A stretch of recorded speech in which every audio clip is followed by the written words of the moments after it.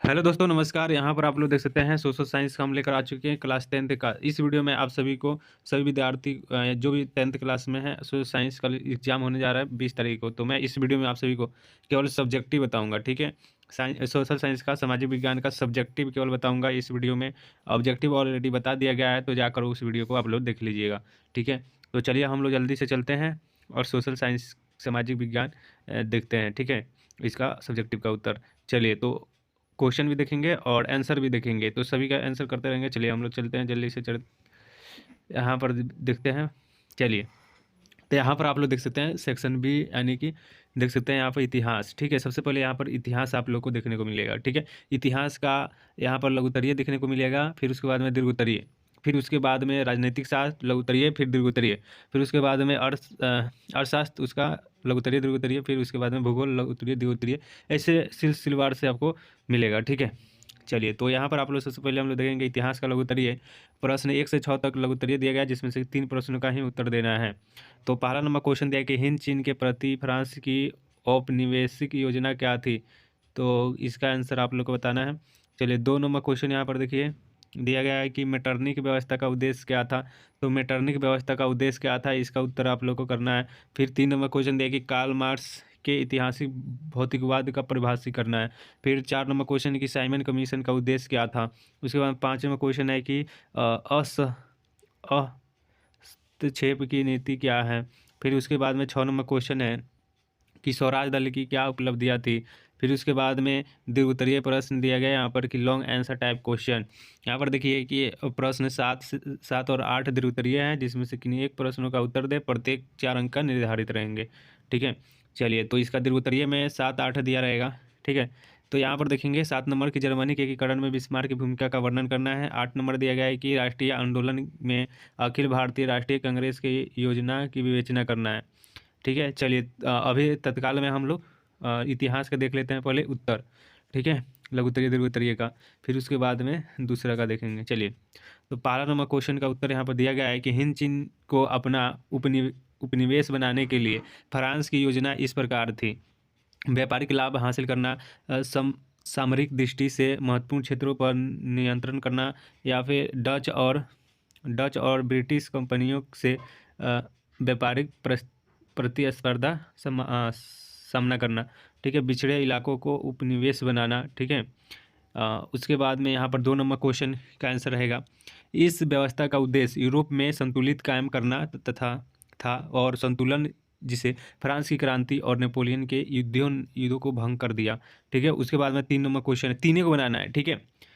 चलिए 1 से 6 तक दिया गया था, ठीक है, जिसमें से 3 को बनाना है। तो 1 2 3 हो गया। तो यहाँ पर देखो 3 नंबर क्वेश्चन देखिए, मानव समाज के एक चरण से दूसरे चरण तक के विकास का पता लगाते हैं और इसे आर्थिक या भौतिकवादी आधार पर व्याख्या करते हैं, ठीक है। तो चलिए 3 हो गया। अब इसका दीर्घ उत्तरीय देख लेते हैं 7 नंबर, ठीक है।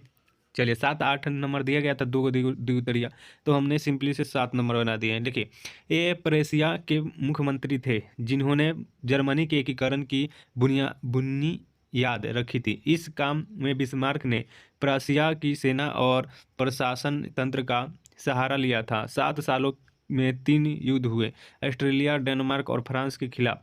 प्रशिया की जीत हुई तथा युद्ध समाप्त हुए, और इस तरह की जर्मनी एकीकरण का काम पूरा हुआ। उसके बाद में 11 नंबर क्वेश्चन का उत्तर यहाँ पर दिया गया है। 11 नंबर देखिए, यह भारतीय संविधान के 22वें अनुसूची का एक हिस्सा है। सम सूची के कुछ अन्य विषय आपराधिक कानून, विवाह और तलाक, कार्रवाई योग्य गलतियाँ, दिवालियापन और दिवाला नायक और ट्रस्टी साक्ष्य और शपथ, यहाँ पर आप लोग देख लीजिए, अपने से इसको स्क्रीनशॉट ले लीजिए, ठीक है। उसके बाद में चलिए 11 12 नंबर क्वेश्चन हम पहले देख लेते हैं, ठीक है। चलिए यहाँ पर देखिए 9 10 11, ठीक है। यहाँ पर आपको देखने को मिलेगा राजनीतिक विज्ञान, ठीक है। राजनीतिक विज्ञान, तो हम सिंपली से इसका 11 का बना दिए। इसमें से राजनीतिक विज्ञान में से 2 को आंसर बनाना है, ठीक है। तो 11 बना दिए हैं और 12, 11 और 12, ठीक है। चलिए तो 12 नंबर यहाँ पर आप लोग देख लीजिए क्वेश्चन का आंसर। चलिए 12 नंबर यहाँ से देख लीजिए, दिया गया है कि देश की एकता की सुरक्षा करना और उसे बढ़ावा देना, ठीक है, तथा इसके साथ ही क्षेत्रीय विविधताओं का पूरा सम्मान करना। इस कारण संघीय व्यवस्था की गणना और कामकाज के लिए दो चीज़ें सबसे महत्वपूर्ण हैं। ठीक है, 12 का हो गया।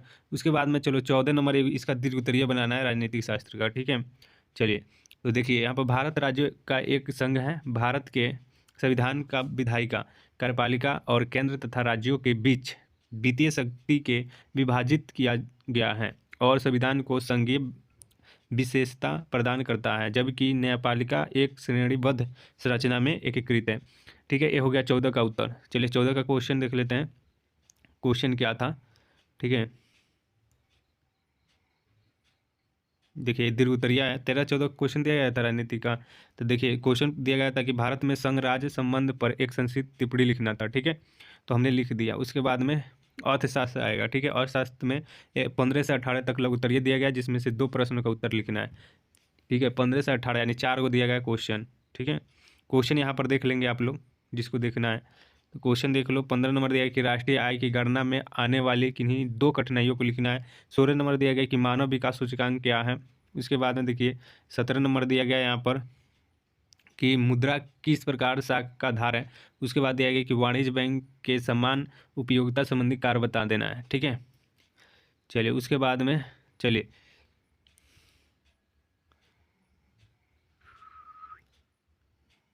14 नंबर क्वेश्चन यहाँ पर तो हो गया है। 15 नंबर देख लेते हैं। चलिए 15 नंबर क्वेश्चन दिया गया है कि राष्ट्रीय आय की गणना के अन्य कठिनाइयाँ आती है जो निम्न प्रकार है। कम विकसित देशों के वस्तु विनिमय प्रणाली प्रचालित होने के कारण राष्ट्रीय आय का सही अनुमान नहीं लगा पाता है।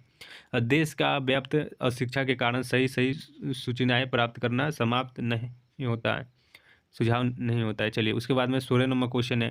देखिए कि मानव विकास सूचकांक मानव विकास के प्रमुख आयामों का सारांश माप है। यह लंबा और स्वार्थ जीवन, एक अच्छी शिक्षा और एक सभ्य जीवन स्तर। लिंग विकास सूचकांक इन आयामों की उपलब्धियां में लैंगिक असमानताओं का मापता है और हमें कौन सा विशिष्ट सूचकांक उपयोग करना चाहिए यह हमारे प्रश्नों पर निर्भर करता है। ठीक है, चलिए उसके बाद में 19 नंबर क्वेश्चन का आंसर है। सूचना और संचार प्रौद्योगिकी वैश्वीकरण के साथ घनिष्ठ रूप से जुड़ी हुई है और हाल के समय में दूरसंचार, कंप्यूटर, इंटरनेट के क्षेत्र में प्रौद्योगिकी तेजी से बदल रही है और टेलीफोन सहित मोबाइल फ्लैक्स जैसी दूरसंचार सुविधा से दुनिया को करीब ला दिया है। अब लोग दुनिया भर में आसानी से संपर्क कर सकते हैं। ठीक है, उसके बाद में 21 नंबर क्वेश्चन का उत्तर है कि कृषि उत्पादकों तथा कृषि के संबंध हजारों कीटनाशी खाद उत्पन्न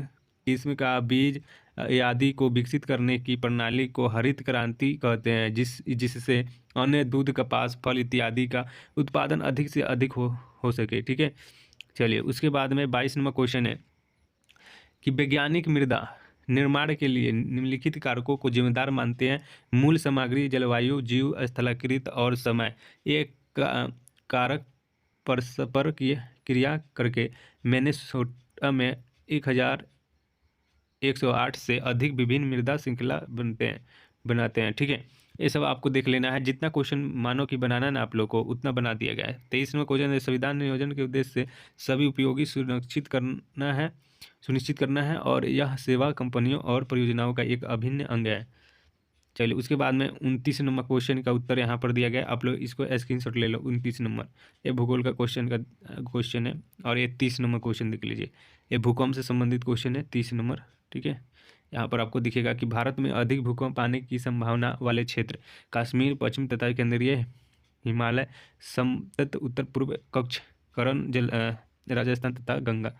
चलिए क्वेश्चन आप लोग देख लीजिए, यहाँ पर पूरा सब्जेक्टिव का उत्तर बता दिए। ठीक है, 30 नंबर क्वेश्चन था कि भारत के अत्यधिक संवेदनशील भूकंप क्षेत्र वाला नाम लिख देना। 29 नंबर क्वेश्चन था कि सामान्य संचार व्यवस्था के बाधित होने का मुख्य कारण को लिख देना है। ठीक है, उसके बाद में 26 नंबर क्वेश्चन है कि प्राकृतिक गैस का महत्व बताएं। 25 है कि ऊर्जा के 2 अनवीकरणीय स्रोत। देखिए आप सबसे पहले इसका जो है ना PDF है ले लीजिए। ठीक है, तो व्हाट्सएप ग्रुप में आपको मिल जाएगा, लिंक डिस्क्रिप्शन में दे देता हूँ, वहाँ से आप लोग जल्दी से ज्वाइन कर लीजिए। ठीक है, टेलीग्राम पर। ठीक है, या फिर मेरा नंबर है, नोट कीजिए 62 070 32 720। ठीक है, इस पर मैसेज करके आप लोग जुड़ सकते हैं। ठीक है, चलिए थैंक यू, मिलता है नेक्स्ट वीडियो में। तब तक के लिए दोस्तों टेक केयर। लाइक कोई कर दीजिए।